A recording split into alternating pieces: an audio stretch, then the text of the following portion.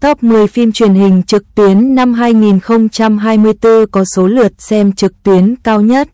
Bạch Mã Xay trong gió xuân, 610 triệu, Chuyện Hoa Hồng, 2,1 tỷ, chính là quán quân. Tháng 6 đến tháng 8 hàng năm là thời điểm cao điểm của mùa hè.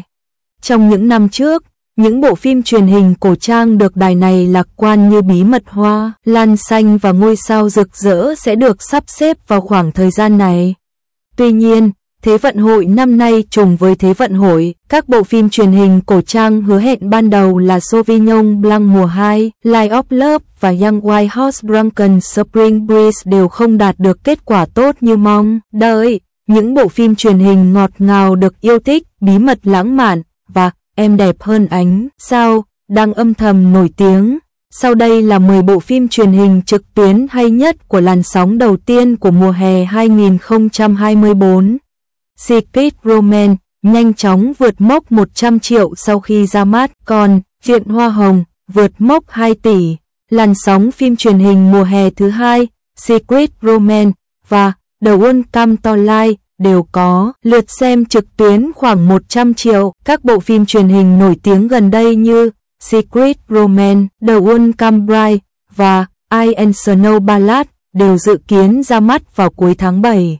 Vì trùng với thời điểm diễn ra Thế vận hội nên các bộ phim đều chưa có nhận được nhiều sự chú ý, lượt xem trực tuyến đều trên 100 triệu lượt. Một trong những bộ phim được yêu thích hơn cả là bộ phim truyền hình ngọt ngào về thú cưng, Secret Romance, với sự tham gia của Wei Cherming và Trang Chiên Ninh chỉ trong 6 ngày, số lượt xem trực tuyến đã vượt quá 100 triệu, và cốt truyện cũng không tệ. Mặc dù bộ phim cổ tích Tứ Hải Trung Minh có sự tham gia của các ngôi sao nổi tiếng Cảnh Điềm và Trương Linh Hà, nhưng cốt truyện quá nhạt nhẽo, lại trùng với Thế vận hội nên không có gì giật gân. Bộ phim Giả tưởng giống ma cà rồng, Ballad of Ice and Snow, với sự tham gia của Âu Dương Nana và Gao Wei Wang có cốt truyện hay đến không ngờ. Do đạo diễn It's Palace, Lee Mew chỉ đạo, cảnh quay đẹp mắt nhưng cũng được phát sóng lặng lẽ. Top 10, Haitian Eagle của Chu Á Văn và Hậu Dũng 572 triệu. Bộ phim quân sự CN Sky Eagle kể về câu chuyện của một số phi công tàu sân bay kế thừa tinh thần của người tiền nhiệm, tự mình lớn lên và bay lên trên biển và bầu trời rộng lớn. Bối cảnh hoành tráng nhưng đánh giá cốt truyện không hay lắm, cốt truyện sáo rỗng và thiết kế, lời thoại bị coi là hời hợt và có nhiều đánh giá tiêu cực. Top 9, Tuổi Bạch Mã Xay trong gió xuân của Hầu Minh Hào, Hà Ngọc và Hồ Liên Tâm 618 triệu. Bạch Mã Xay trong gió xuân và bộ phim võ thuật được đánh giá cao, Yang Song Sinh, đều do cùng một tác giả tiểu thuyết viết nên trước khi phát sóng đã được kỳ vọng rất cao nhưng lại không được đón nhận nồng nhiệt như Yang Song Sinh. Khán giả phàn nàn về nhịp độ chậm. Rõ ràng đây là một bộ phim võ thuật nhưng không có cảnh chiến đấu hấp dẫn. Nó dựa vào hiệu ứng đặc biệt để hỗ trợ cảnh quay. Nếu bạn đang xem Song of Song, dành cho những ai chưa xem thì có thể bạn không quá thất vọng, nhưng khi so sánh hai bộ phim thì cảm nhận khác nhau rất nhiều. Bạch Mã Xay trong gió xuân là câu chuyện của những người cha trong Yang Song Sinh, kể về câu chuyện của Bailey Dongjun, thiếu gia của trấn Hưu Hầu Phủ, một người nghịch ngợm từ nhỏ, không giỏi thơ văn, võ thuật nhưng lại giỏi nấu rượu. Anh chỉ ngoại tình với người bạn tốt Ye-yun. Tuy nhiên, số phận không phải do anh lựa chọn. Cuối cùng, anh trở thành đệ tử của một cao thủ và học võ, và gặp được Ye-yun, người đã đổi tên. Tuy nhiên, Ye-yun đã bị người khác lợi dụng và phát động chiến tranh. Bailey Dongjun không chỉ muốn cứu dân thường mà còn cả bạn bè của mình. Top 8, Yan Shinji của Luo Yun-si và Song Yi 622 triệu. Trong nửa đầu năm nay, Tenet có Walking with the Phoenix và kỷ niệm hơn năm, Yoko có Mo Yoo-yun Chiên và Iki đặt nhiều hy vọng vào Fox Very Little Matchmaker đã sụp đổ vào năm về danh tiếng và lượng phát sóng trực tuyến. Mức độ phổ biến của Yan Shinji cũng rất thấp. Yan Shinji là bộ phim làm lại theo chủ đề trinh thám trang phục của bộ phim Hàn Quốc, vẻ đẹp, nội tâm, nhưng chỉ sử dụng các yếu tố chuyển đổi khuôn mặt và mù mặt của phim. Bối cảnh chuyển hóa của The Story of Yansin rất sáng tạo và kỹ năng diễn xuất của các diễn viên cũng trực tuyến. Tuy nhiên, các vấn đề của The Story of Yansin cũng giống như của Fox Ferry Matchmaker.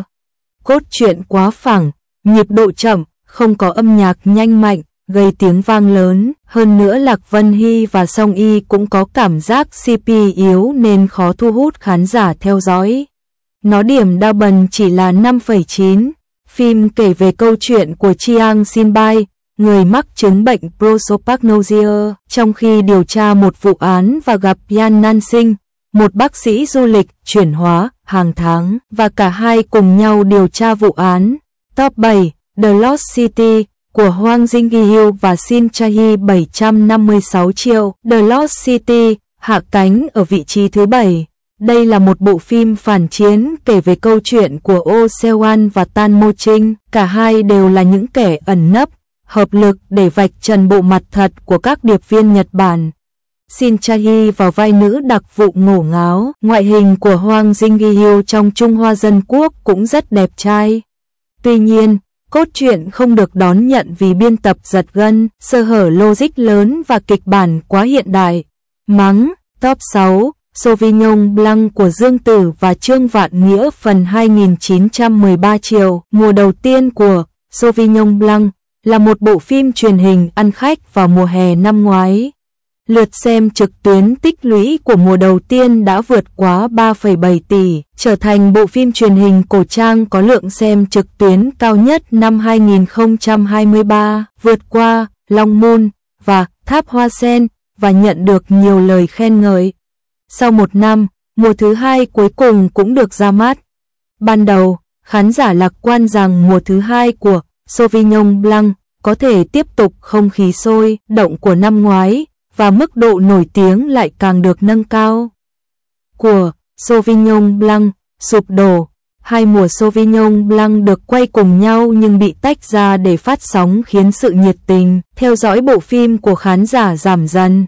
Mùa thứ hai của Sauvignon Blanc không thể thu hút ngay lập tức với nhịp độ nhanh và âm mưu bùng nổ. Hơn nữa, ba cặp CP này ngược đãi nhau nhưng cốt truyện không có tiến triển gì đáng kể, đồng thời cũng gây ra tranh cãi về cải cách ma thuật.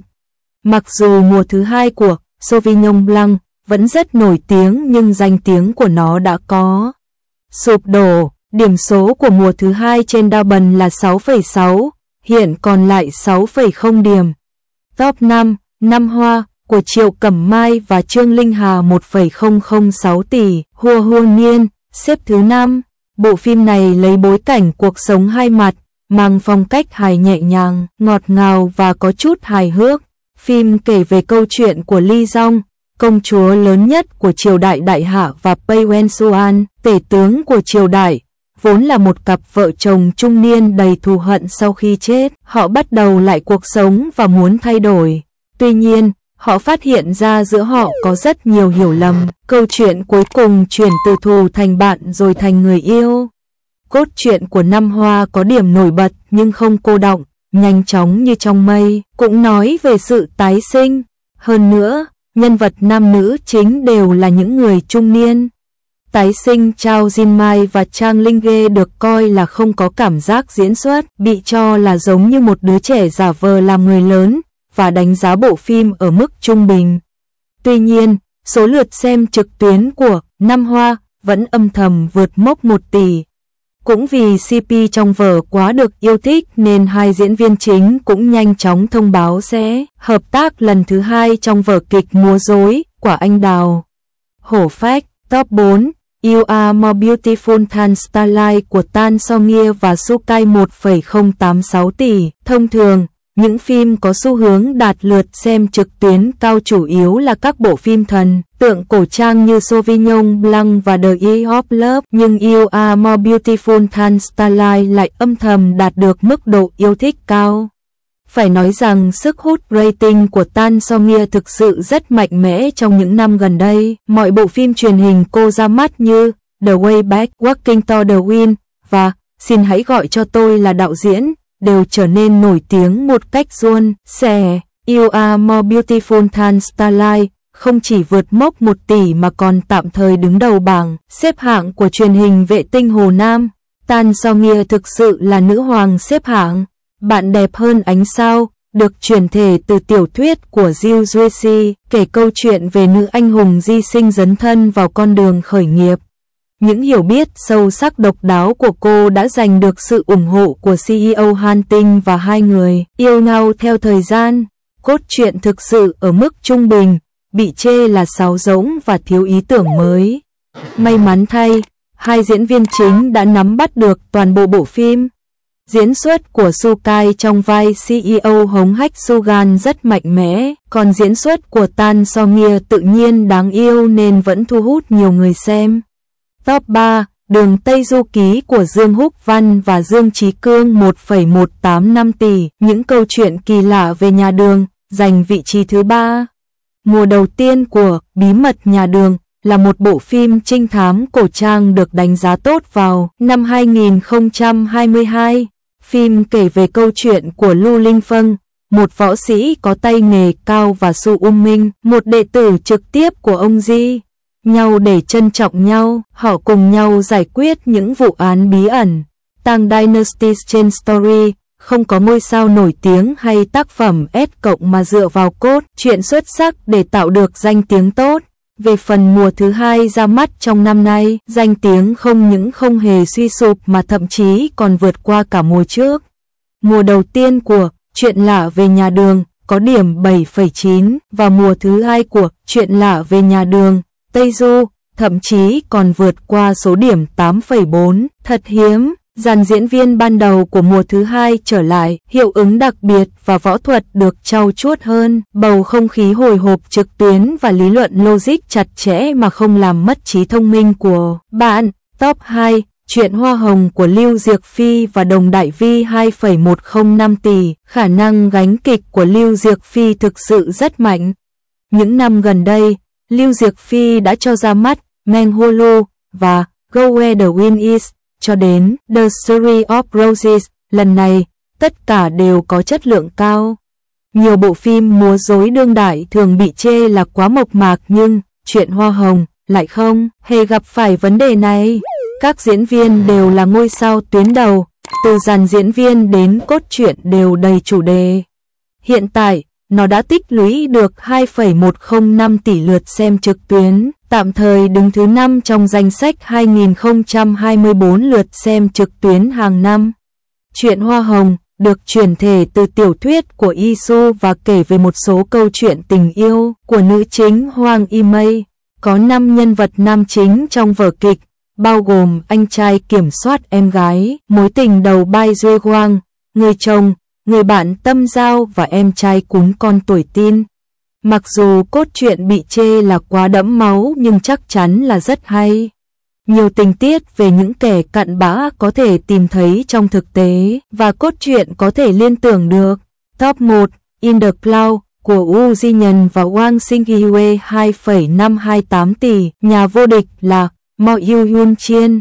Mo Yoo-yoon Chien đã được Youku chứng nhận là bộ phim ăn khách đầu tiên vào mùa hè năm 2024, sau đó là Sauvignon Blanc 2 và Hôn Niên đã không thể vượt qua được. Lượng phát sóng trực tuyến hiện tại của Mo Yoo-yoon Chien đã vượt quá 2,528 tỷ và vẫn đang tăng lên. Điều hiếm hoi là đánh giá cốt truyện không tệ, đạt 6,6 điểm trên Douban, vượt qua điểm đậu. Mo Yoo-yoon Chien được chuyển thể từ tiểu thuyết tái sinh kinh điển của Chien Sun Tiges. Phiên bản truyền hình vẫn giữ nguyên khuôn khổ của tác phẩm gốc, cốt truyện đẫm máu, tua nhanh và đầy hứng thú. Mặc dù cái kết sau đó không kết thúc có hậu mà mở ra một cái kết mở đầy nghịch lý, khiến một số người hâm mộ phản đối, nhưng nhìn chung đây vẫn là một tác phẩm chuyển thể từ tiểu thuyết thành công, nắm bắt được bản chất của tác phẩm gốc và sở thích của khán giả.